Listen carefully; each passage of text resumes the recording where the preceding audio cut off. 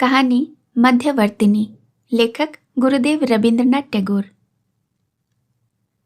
निवारण की गृहस्थी बिल्कुल साधारण ढंग की थी। उसमें काव्य रस नाम मात्र को भी नहीं था। जीवन में इस रस की कोई आवश्यकता है, ऐसी बात उसके मन में कभी आई भी नहीं। जैसे परिचित पुरानी चप्पल जोड़ी में दोनों पैर आराम से निश्चित भाव से प्रवेश करते हैं, उसी तरह इस पुरानी दुनिया में निवारण अपने चिर अभ्यस्त स्थान को अधिकार किए रहता है। उस संबंध में भूल कर भी किसी प्रकार की चिंता, तर्क या तत्वालोचन नहीं करता। निवारण सवेरे सवेरे गली के किनारे घर के द्वार पर खुली देह बैठे अत्यंत निश्चिंत भाव से हुक्का लिए तमाकू पीता रहता। रास्ते में लोगों का आना जाना, गाड़ी घोड़े की आवाज, वैष्णव भिखारियों का गान, बेकार शीशी बोतल खरीदने वालों की हाँक चलती रहती। ये सारे चलायमान दृश्य मन को हल्के भाव से ढके रहते, और जिस दिन कच्ची अमिया या तपसी मछली वाला आ जाता, उस दिन बहुत मोल भाव कर कुछ विशेष रूप से खान पान का आयोजन होता। उसके बाद यथा समय तेल लगाकर स्नान करके भोजन के बाद रस्सी पर लटकते हुए अचकन पहनकर चिलम भर तमाकू पीता रहता और एक बीड़ा पान मुंह में रखकर दफ्तर की ओर चल पड़ता। दफ्तर से लौटकर शाम के समय पड़ोसी रामलोचन घोष के घर प्रशांत गंभीर भाव से शाम बिताता। भोजन के बाद रात को शयन कक्ष में स्त्री हरसुंदरी से मुलाकात होती। वहां मित्र के लड़के के विवाह पर आइबड़ भात भेजना, नई नई नौकरी की ढिठाई, छेंचकी यानी एक विशेष प्रकार की तरकारी में विशेष छौंक की उपयोगिता संबंधी जो छोटी मोटी समालोचनाएं होती, उसे आज तक किसी कवि ने छंदोबद्ध नहीं किया, और इसीलिए निवारण के मन में कभी कोई खींच पैदा नहीं हुई। इसी बीच फागुन के महीने में हरसुंदरी को कष्टदायक पीड़ा शुरू हुई। ज्वर किसी भी प्रकार छूटता ही नहीं। डॉक्टर जितने ही कोकैन देते, बाधा प्राप्त प्रबल स्रोत के समान ज्वर भी उतना ही ऊपर चढ़ता जाता। ऐसे 20 दिन, 22 दिन, 40 दिन तक व्याधि चली। निवारण का दफ्तर बंद था। वह रामलोचन की संध्याकालीन सभा में बहुत दिनों से गया भी नहीं था। क्या करे, कुछ समझ में नहीं आता। एक बार शयन कक्ष में जाकर रोगिणी का हाल मालूम कर आता, तो एक बार बाहर बरामदे में बैठकर चिंतित बैठा तंबाकू पीता रहता। दोनों वक्त डॉक्टर वैद्य बदलता, और जो जैसा कहता वही दवा परीक्षा कर देखना चाहता। प्रेम पूर्वक इस अव्यवस्थित शुश्रूषा के बाद 40 दिनों के बाद हरसुंदरी रोग मुक्त हुई, लेकिन इतनी दुबली और कमजोर हो गई कि शरीर जैसे बहुत देर से अत्यंत क्षीण स्वर में हूँ कहकर उत्तर मात्र देता। जब वसंत काल में दक्षिण की हवा का बहना शुरू हो गया, तब उष्ण निशीथ के चंद्रलोक ने भी सुहागिनों के उन्मत्त शयन कक्ष में निःशब्द पद संचार का प्रवेशाधिकार प्राप्त किया। हरसुंदरी के कमरे के नीचे ही पड़ोसी के पिछवाड़े का बगीचा है। वह कोई खास सुहाना या रमणीय स्थान है ऐसा नहीं कहा जा सकता। किसी ने किसी समय शौक से 2-4 पत्ता बहार के पौधे लगा दिए थे। तब से उस ओर किसी ने विशेष ध्यान नहीं दिया। सूखी डाल की मचान पर कुमड़े की बेल चढ़ रही थी। पुराने बेर की झाड़ी के नीचे भारी झंखाड़ था। रसोई घर के बगल में दीवार टूटकर कुछ ईंटें जमा हो पड़ी थीं, और उसी के साथ जले पत्थर के कोयले और राख दिनों दिन स्तूपाकृत होते जा रहे थे। किंतु वातायन के नीचे लेटे इस बगीचे की ओर ताकते हुए हरसुंदरी प्रति क्षण जो आनंद का रसपान करने लगी थी, अपने तुच्छ जीवन में ऐसा और कभी वह नहीं कर पाई थी। ग्रीष्म काल में स्रोतवेग मंद होकर छोटी ग्राम नदी के रूप में जब बालूशैया पर शीर्ण हो आती, तब जैसे अत्यंत स्वच्छता प्राप्त करती, तब जैसे प्रभात का सूर्यलोक उसकी जलहटी तक कंपित होता रहता। वायु स्पर्श उसके सर्वांग को पुलकित कर देता, और आकाश के तारे उसके स्फटिक दर्शन के ऊपर सुख स्मृति के समान अति सुस्पष्ट रूप से प्रतिबिंबित होते। वैसे ही हरसुंदरी के क्षीण जीवन तंतु के ऊपर आनंदमयी प्रकृति की प्रत्येक अंगुली जैसे स्पर्श करने लगी, और फिर अंतर में जो संगीत तरंगित होने लगा, उस भाव को ठीक पूर्णतया समझ न पाई। इसी समय जब उसके पति पास ही बैठकर पूछते, कैसी हो, तब उसकी आंखों में जैसे जल छलक आता। रोग शीर्ण मुख पर उसकी दोनों आंखें बहुत बड़ी लगती। वे बड़ी बड़ी प्रेमार्ध और आभार से झुकी हुई आंखें पति के मुख की ओर उठती, शीर्ण हाथों से पति का हाथ पकड़कर चुपचाप पड़ी रहती। उसके पति के अंदर में भी जाने कहाँ से एक नई अपरिचित आनंद रश्मि प्रवेश करती। इस प्रकार कुछ दिन बीते। एक दिन रात में टूटे हुए प्राचीर के ऊपरीवर्ती नन्हे पीपल के कांपते शाखांतराल से एक बड़ा सा चांद उदित हो रहा था और संध्याकालीन उमस विलुप्त होकर अचानक एक निशाचर वातास से जागृत हो उठी। ऐसे में निवारण के बालों में अंगुली फेरते फेरते हरसुंदरी बोली, हम लोगों को कोई बाल बच्चा तो हुआ नहीं, तुम दूसरा विवाह कर लो। हरसुंदरी कुछ दिनों से यह बात सोच रही थी। मन में जब एक प्रबल आनंद या वृहद प्रेम का संचार होता है तब मनुष्य सोचता है कि मैं सब कुछ कर सकता हूँ। तब अचानक आत्मविसर्जन की एक इच्छा बलवती हो उठती है। शोध का उच्छ्वास जैसे कठिन तट पर अपने को वेग से मूर्छित करता है, वैसे ही प्रेम का आवेग, आनंद का उच्छ्वास एक महज त्याग, एक वृहद दुख के ऊपर अपने को जैसे निक्षेप करना चाहता है। ऐसी ही दशा में अत्यंत पुलकित चित्त से एक दिन हरसुंदरी ने निश्चय किया, अपने पति के लिए मैं बहुत बड़ा कुछ करूंगी। पर हाय, जितनी साध है उतनी सामर्थ्य किसके पास? हाथ के पास क्या है? क्या दिया जा सकता है? ऐश्वर्य नहीं, बुद्धि नहीं, क्षमता नहीं, मात्र एक प्राण है। वह भी यदि कहीं देने को है तो अभी दे डालूं, किंतु उसका भी क्या मूल्य? और अगर पति को दुग्ध फेन के समान शुभ्र, नवीत के समान कोमल, शिशु कंदर्प के समान सुंदर एक स्नेह पुतली संतान दे सकती, किंतु प्राणपण इच्छा से भरकर भी तो वो होने का नहीं। तब मन में आया कि पति का दूसरा विवाह कराना होगा। सोचा, स्त्रियां इसके लिए इतनी कातर क्यों होती है? यह काम तो कुछ भी मुश्किल नहीं।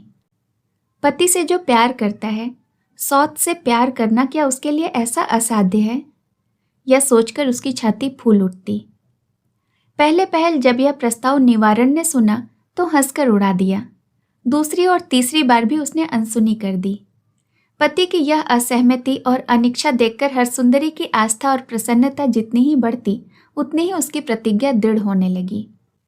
इधर निवारण ने जितनी बार यह अनुरोध सुना उतनी ही बार इसकी असंभव्यता उसके मन से दूर होती गई और घर के द्वार पर बैठे तंबाकू पीते पीते संतान परिवृत घर का सुखमय चित्र उसके मन में उज्जवल होकर उठने लगा।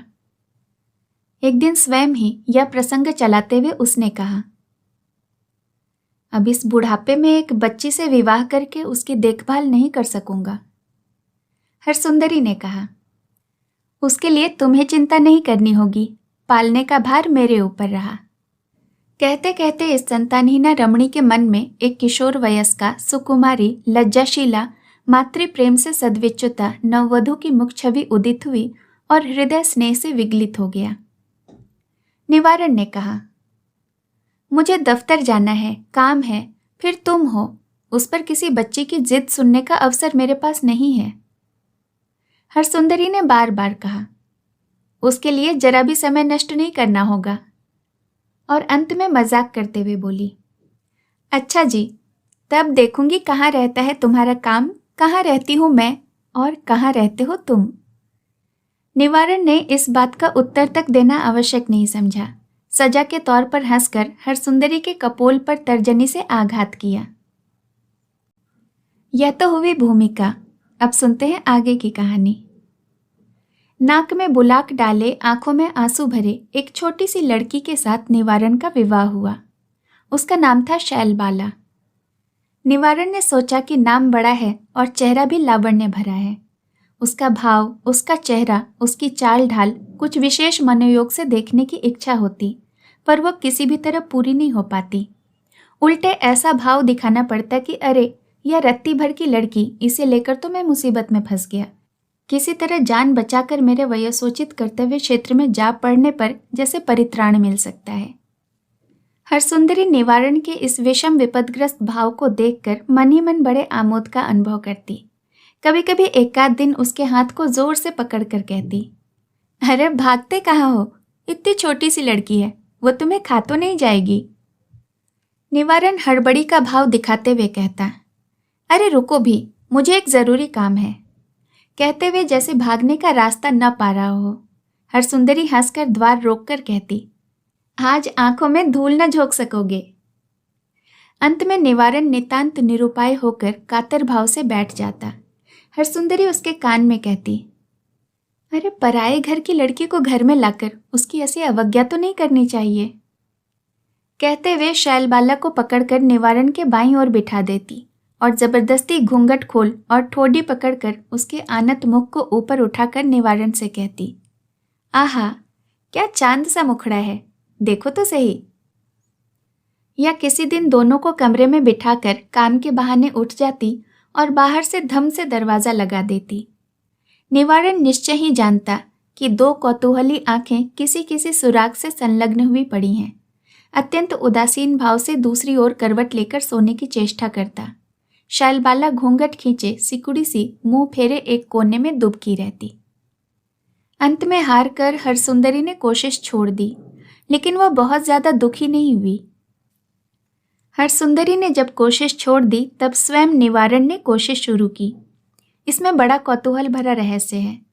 हीरे का टुकड़ा पाने पर उसे अनेक प्रकार से अनेक ओर से घुमा फिरा कर देखने की इच्छा होती है, और यह छोटा सा सुंदर सा मनुष्य मन बड़ा अपूर्व है। इसे कितने प्रकार से स्पर्श कर, दुलार कर, अंतराल से, सामने से, बगल से देखना पड़ता है। कभी एक बार कान के बूंदे को हिलाकर, कभी जरा सा घूंघट उठाकर, कभी बिजली के समान सहसा सचकित सा, कभी नक्षत्र के समान देर देर तक अपलक नव नव सौंदर्य की सीमा का संधान करना पड़ता है। मैकमोरान कंपनी के बड़े बाबू श्री निवारण चंद्र के भाग्य में ऐसी अनुभूति प्राप्ति इससे पहले कभी नहीं हुई थी। जब उसने प्रथम विवाह किया था तब वह बालक था। जब यौवन को प्राप्त हुआ तब स्त्री उसके लिए चिरपरिचिता थी। विवाहित जीवन उसके लिए चिरअभ्यस्त था। हरसुंदरी को वह अवश्य ही प्यार करता था, किंतु कभी भी उसके मन में क्रमिक प्रेम का सचेत संचार नहीं हुआ। बिल्कुल पके हुए आम में ही जिस कीड़े का जन्म हुआ हो, जिसको कभी भी उसके रस को खोजना नहीं पड़ा हो, थोड़ा थोड़ा रसास्वादन नहीं करना पड़ा हो, उसे एक बार वसंत काल में विकसित पुष्प वन में छोड़कर देखें। भंवरा विकासोन्मुख गुलाब के खुले मुख के पास बार बार चक्कर लगाने का कितना आग्रही होता है। जरा सा सौरभ पाता, जरा सा जो मधु आस्वाद प्राप्त करता, उसी में क्या नशा आता। निवारण पहले पहल तो कभी गाउन पहनी हुई कांच की गुड़िया, कभी एक शीशी एसेंस, मिठाई या कभी कोई चॉकलेट खरीदकर शैलबाला को अकेले में दे जाता। इस तरह कुछ जरा सी घनिष्ठता का सूत्रपात होता। अंत में किसी एक दिन हरसुंदरी ने गृह कार्य से मिले अवकाश के समय दरवाजे के छिद्र से देखा कि निवारण और शैलबाला कौड़ियों से 10-25 खेल रहे हैं। बुढ़ापे में भी यह कौन सा खेल है। सवेरे निवारण भोजनादि के बाद दफ्तर के लिए निकला था, पर दफ्तर न जाकर अंतःपुर में प्रवेश किया। इस प्रवर्चना की क्या आवश्यकता थी। सहसा एक जलती हुई वज्रशलाका द्वारा न जाने किसने हरसुंदरी की आंखें खोल दी। उस प्रखर ताप में आंखों का जल वाष्प होकर सूख गया। हरसुंदरी ने मन ही मन कहा, मैं ही उसे घर में लाई, मैंने ही उसका मिलन कराया, फिर मेरे साथ ऐसा व्यवहार क्यों, जैसे कि मैं ही उनके सुख में कांटा हूं। हरसुंदरी शैलबाला को गृह कार्य सिखाती।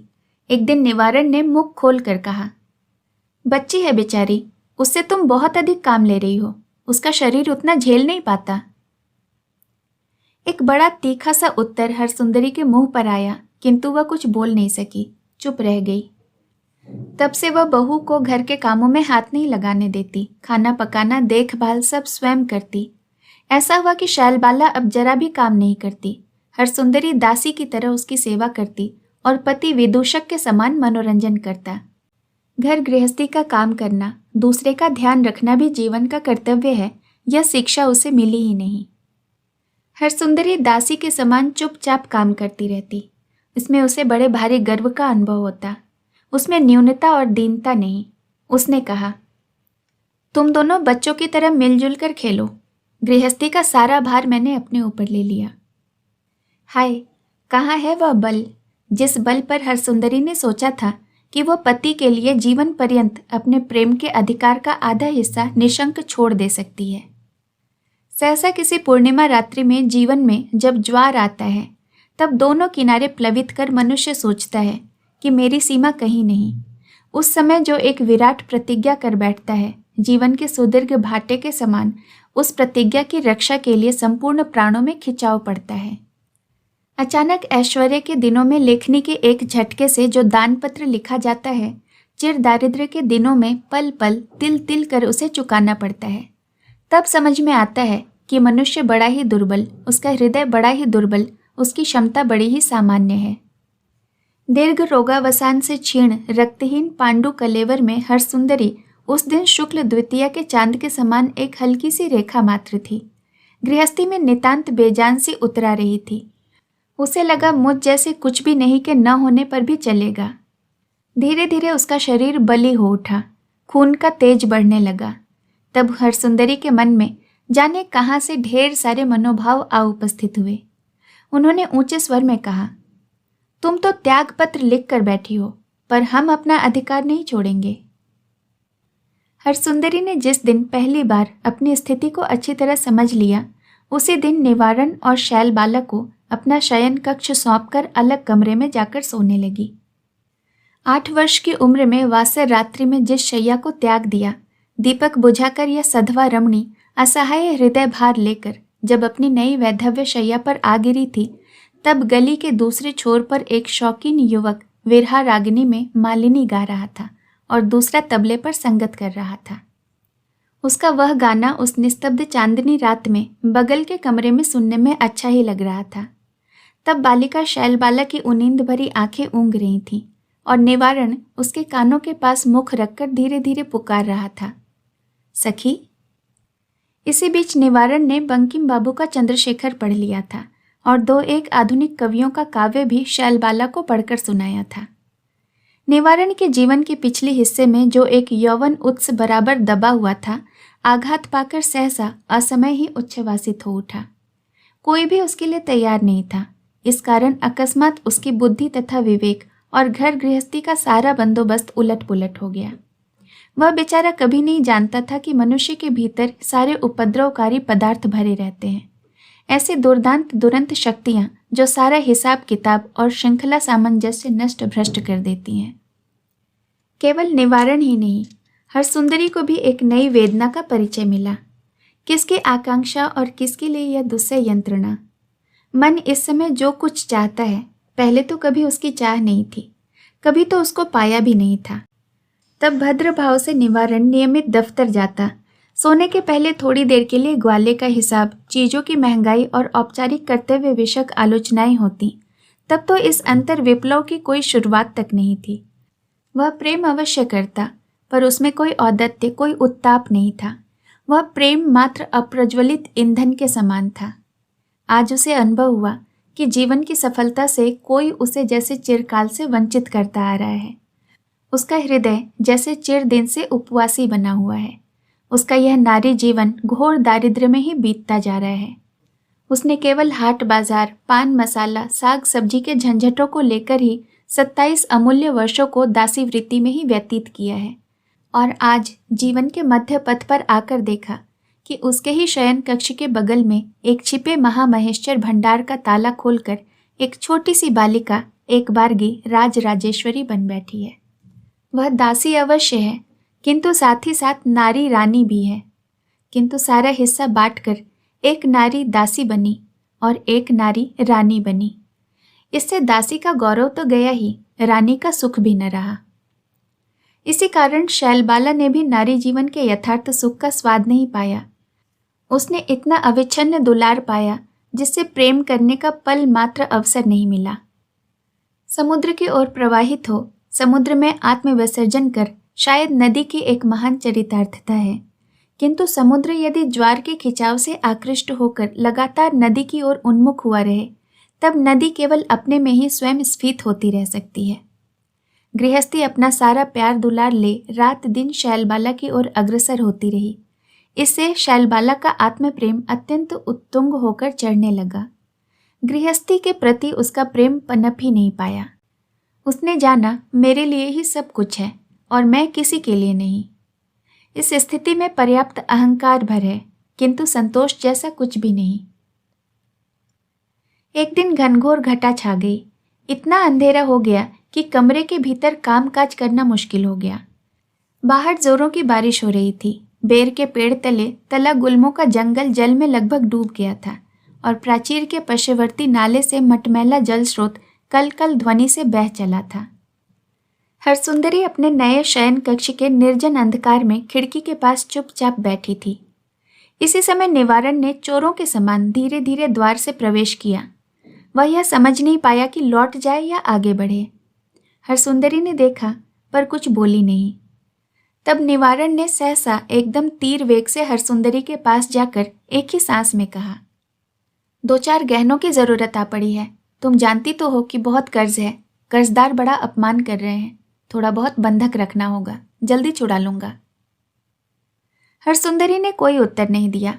निवारण चोर के समान खड़ा रहा। आखिर में फिर बोला, तो आज क्या नहीं होगा?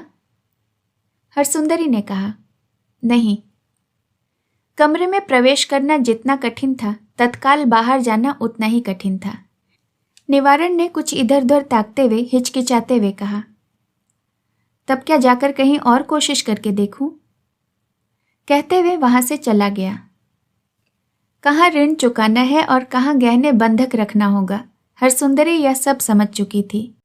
नववधु ने पिछली ही रात अपने इस मतिभ्रष्ट पालतू पुरुष को बड़े ही तीखे स्वर में कहा था, दीदी के पास संदूक भरकर गहने रखे हैं, मैं एक आध भी नहीं पहन सकती।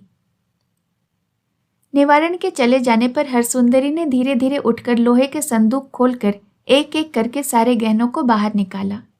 शैलबाला को बुलाकर पहले अपने विवाह की बनारसी साड़ी उसे पहनाई, फिर उसे सिर से पैर तक एक एक करके गहनों से लाद दिया। अच्छी तरह जूड़ा बांधकर दिया जलाकर देखा। बालिका का मुख बड़ा ही मधुर दिख रहा था, अभी अभी पके सुगंधित फल के समान सुडौल और रसपूर्ण। शैलबाला जब छन छन शब्द करती हुई चली गई, वह शब्द देर तक हरसुंदरी की शिराओं के रक्त के बीच रिन झिन करके बजने लगा। मन ही मन बोली, आज भला किस बात में मेरी तेरी तुलना, लेकिन एक समय था जब मेरी भी यही उम्र थी, मैं भी तो ऐसे ही यौवन की शेष रेखा तक उभर उठी थी, पर मुझे यह बात किसी ने क्यों नहीं जताई? कब वह दिन आया और कब वह दिन चला गया, इसकी एक बार सूचना भी नहीं मिली। लेकिन किस गर्व से, किस गौरव से और कौन सी तरंग उठाती शैलबाला चलती है। हरसुंदरी जब मात्र घर गृहस्थी ही जानती थी, तब ये गहने उसके लिए कितने मूल्यवान थे। तब क्या अबोध के समान यह सब ऐसे क्षण भर में ही हाथ से लुटा सकती थी? आज घर गृहस्थी के अतिरिक्त दूसरे किसी एक बड़े का परिचय मिला है। अब इन गहनों की कीमत और भविष्य का हिसाब सब कुछ तुच्छ हो गया है। शैलबाला हीरे जवाहरात के जेवरात झिलमिलाते हुए शयन कक्ष में चली गई। एक बार भी पल भर के लिए भी नहीं सोचा कि हरसुंदरी ने उसे कितना कुछ दिया है।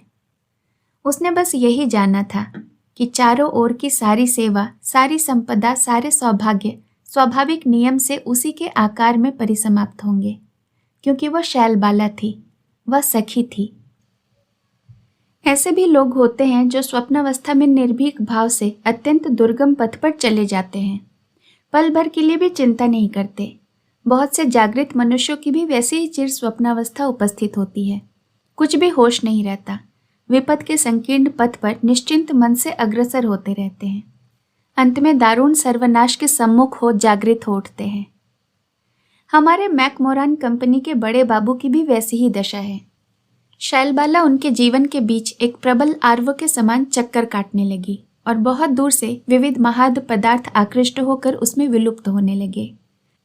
मात्र निवारण का मनुष्यत्व और मासिक वेतन ही नहीं, हरसुंदरी का सुख सौभाग्य और वस्त्रालंकार ही नहीं, साथ ही साथ मैकमोरान कंपनी के नगद खजाने से भी चोरी छिपे मांग बढ़ने लगी और वहां से भी एक एक दो दो थैलियां अदृश्य होने लगी। निवारण निश्चय करता कि अगले महीने के वेतन से धीरे धीरे कर्ज चुका देगा, लेकिन अगले महीने का वेतन हाथ में आते ही उस आवर्त से ऐसा खिंचाव आता कि अंत में 2 आने का सिक्का तक पल भर में चमचमाते तड़ित वेग से अंतरहीन हो जाता। अंत में वह एक दिन पकड़ा गया। वंशानुक्रम की नौकरी थी, साहब बहुत स्नेह रखते थे, खजाना भरने के लिए मात्र 2 दिन का समय दिया गया। उसने धीरे धीरे कैसे 2,500 रुपयों का गबन किया है, यह निवारण खुद भी नहीं समझ सका। वह एकदम पागल की तरह हरसुंदरी के पास पहुंचा और बोला, सर्वनाश हो गया है। हरसुंदरी सब कुछ सुनकर एकदम पीली पड़ गई। निवारण ने कहा, जल्दी गहने निकालो। हरसुंदरी बोली, वह सब तो मैंने छोटी बहू को दे दिए हैं। निवारण बिल्कुल शीशु सा अधीर होकर कहने लगा, क्यों दे दिया छोटी बहू को? किसने तुमसे कहा था उसे देने? हरसुंदरी बोली, इसमें क्या हानि हुई? वह पानी में तो नहीं बहाया ना? भीरू निवारण ने कातर स्वर में कहा, यदि तुम किसी बहाने से उसके पास से निकाल सको तो, पर मेरे सिर की कसम है, जो उसे बताया कि मैंने मांगा या किस लिए मांगा है। तब हरसुंदरी मर्मांतक खीज और घृणा से भरकर बोल उठी, यह क्या तुम्हारी बहानेबाजी और लाड़ दुलार करने का समय है? चलो मेरे साथ। कहकर पति को साथ लेकर वह छोटी बहू के कमरे में गई। छोटी बहू कुछ नहीं समझी। उसने हर बार इतना ही कहा, यह सब मैं क्या जानूं? गृहस्थी की किसी चिंता से उसे चिंतित होना होगा, ऐसी कोई बात क्या उसके साथ कभी हुई थी? सब अपनी अपनी चिंता करेंगे और सब मिल के शैलबाला के आराम की चिंता करेंगे। अकस्मात इतना व्यतिक्रम हुआ, यह कैसा घोर अन्याय है। तब निवारण शैलबाला के पैर पकड़कर रो पड़ा। शैलबाला केवल यही कहती रही, यह मैं क्या जानूं, मैं अपनी चीजें भला क्यों देने लगी? निवारण ने देखा वह दुबली सी छोटी सुकुमारी बालिका लोहे के संदूक से भी ज्यादा कठिन है। हरसुंदरी संकट के समय पति की यह दुर्बलता देखकर घृणा से जर्जरित हो उठी। वह शैलबाला से जबरदस्ती चाबी छीनने लगी। शैलबाला ने फौरन चाबी का गुच्छा दीवार के उस पार तालाब में फेंक दिया। हरसुंदरी ने हतबुद्धि होकर पति से कहा, तो फिर ताला तोड़ दो। शैलबाला बड़े ही शांत भाव से बोली, तब मैं गले में फांसी लगाकर मर जाऊंगी। निवारण ने कहा, मैं एक और जगह कोशिश करके देखता हूं। कहते हुए अस्त व्यस्त सा निवारण घर के बाहर चला गया। निवारण 2 घंटे में ही अपनी पैतृक घर 2500 रुपये में बेच आया। बड़ी मुश्किलों से हाथ की हथकड़ी तो बची, पर नौकरी चली गई। चल अचल संपत्ति के नाम पर केवल ये 2 पत्नियां ही रह गईं। उसमें से क्लेश कातर बालिका पत्नी गर्भवती होकर बिल्कुल अचल सी हो पड़ी थी। गली के नुक्कड़ पर एक छोटे सिले हुए घर में इस छोटे से परिवार ने आश्रय लिया। छोटी बहू के असंतोष और दुख का कोई ओर छोर नहीं था। वह किसी भी तरह नहीं समझ पाती थी कि यह उसके पति के बूते की बात नहीं, क्षमता नहीं थी तो विवाह क्यों किया था। ऊपर के तल्ले में मात्र 2 कमरे, एक कमरे में निवारण और शैलबाला का शयन कक्ष था, दूसरे कमरे में हरसुंदरी रहती थी। शैलबाला असंतोष जाहिर कर कहती रहती, मैं रात दिन सोने के कमरे में बंद रहकर नहीं रह सकती। निवारण झूठा आश्वासन देकर कहता, मैं एक दूसरे अच्छे घर की खोज में हूं, जल्दी ही यह घर बदल दूंगा। शैलबाला कहती, क्यों, यह बगल में तो दूसरा कमरा पड़ा है। शैलबाला ने अपने पहले के पड़ोसियों की ओर कभी मुंह उठाकर देखा तक नहीं था। निवारण की वर्तमान दुर्व्यवस्था से दुखी होकर वे एक दिन मिलने आई। शैलबाला कमरे में सांकर लगाकर बैठी रही, किसी भी तरह द्वार नहीं खोली। उनके चले जाने के बाद क्रोध किया, रोई, उपद्रव अक्सर होने लगे। आखिर में शैलबाला शारीरिक संकट की अवस्था में भयानक पीड़ाग्रस्त हुई, यहाँ तक कि गर्भपात होने तक की नौबत आ गई। निवारण ने हरसुंदरी के दोनों हाथ पकड़कर कहा, तुम शैल को बचा लो। हरसुंदरी रात दिन की परवाह न किए बिना शैलबाला की सेवा करने लगी। तिल भर की चूक होने पर शैल उसे कटु वाक्य कहती, लेकिन वह एक का भी उत्तर न देती। शैलबाला किसी भी तरह साबूदाना नहीं खाना चाहती थी, कटोरी समेत उठाकर फेंक देती। बुखार में कच्चे आम की चटनी से भात खाना चाहती थी, न पाने पर गुस्सा हो जाती और रो धोकर कोहराम मचा देती। हरसुंदरी उसे मेरी रानी, मेरी बहन, मेरी दीदी कहकर शिशु के समान बहलाने की चेष्टा करती, पर शैलबाला बची नहीं। गृहस्थी का सारा लाड़ प्यार लेकर चरम असुख और असंतोष में बालिका का छोटा असंपूर्ण व्यर्थ जीवन असमय ही नष्ट हो गया। निवारण को पहले तो बड़ा ही भारी आघात पहुंचा, पर दूसरे ही क्षण उसने पाया कि उसका एक बड़ा बंधन टूट गया। शोक के बीच ही सहसा उसने एक मुक्ति के आनंद का अनुभव किया। सहसा लगा इतने दिन उसकी छाती पर एक दुस्वप्न सवार था, होश आने पर क्षण में ही उसे अपना जीवन अतिशय लघु जान पड़ा। माघ की लता की तरह यह जो कोमल नवीन पाश छिन्न भिन्न हो गया है, क्या वही उसकी दुलारी शैलबाला थी? सहसा गहरी उसास भरकर देखा, नहीं, यह तो उसकी उद्बंधन रज्जू थी। और उसकी चिर जीवन संगनी हरसुंदरी, वही तो उसकी सारी गृहस्थी की अकेली अधिकारिणी बन उसके जीवन के समस्त सुख दुख के स्मृति मंदिर के बीच बैठी है। लेकिन फिर भी बीच में एक दरार है, ठीक जैसे एक छोटी सी चमकीली सुंदर और निष्ठुर कटार ने आकर एक कलेजे के दाहिने और बाएं हिस्से में एक वेदनापूर्ण विदीर्ण रेखा खींच दी हो। एक गहरी रात में जब सारा शहर सोया हुआ था, तब निवारण ने धीरे धीरे हरसुंदरी के निभृत शयन कक्ष में प्रवेश किया। नीरव भाव से प्राचीन परिपाटी के अनुसार वह उसी पुरानी शैया के दाहिनी ओर सोता रहा था। इस बार भी उसने अपने उसी चिराधिकार को लेकर एक चोर की तरह अंदर पैर बढ़ाया। हरसुंदरी कुछ न बोली, निवारण से एक शब्द भी न बोला। वे पहले के जैसे पास पास शयन करते रहे, अब भी वैसे ही पास पास लेटे रहते, किंतु उनके बीच, ठीक बीचों बीच एक मृत बालिका लेटी रहती, उसे कोई लांघ न सका। इस कहानी को सुनने के लिए आपका बहुत बहुत धन्यवाद। दोस्तों, ऐसी और भी कहानी सुनने के लिए आप मेरे चैनल को ज़रूर सब्सक्राइब करें। इसके साथ लगे हुए बेल आइकन को भी प्रेस करें ताकि मेरे द्वारा अपलोड की गई कहानियों का नोटिफिकेशन आपको मिलता रहे। जल्द मिलूंगी और भी दूसरी कहानियों के साथ। नमस्कार।